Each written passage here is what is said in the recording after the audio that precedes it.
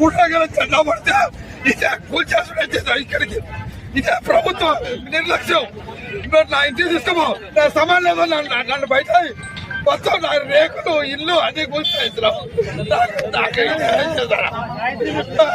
ఇక్కడ ఏ ఒక్కరికి వచ్చినా ప్రభుత్వం భావించాలా, ముందు ఆగిపోయి వచ్చినా మందు వాగి చచ్చిపోయినా ప్రభుత్వం భరించాలి.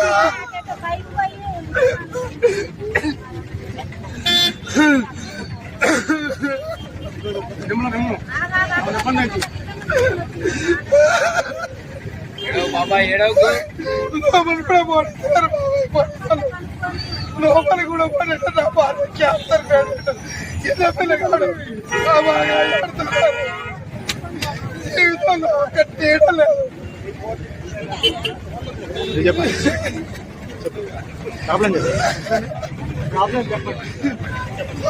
ఏలేంటే ఆదివాసీలు ఎక్కడి నుంచో ఊరికొకళ్ళు వచ్చి ఇల్లు కట్టుకొని ఉన్నారు.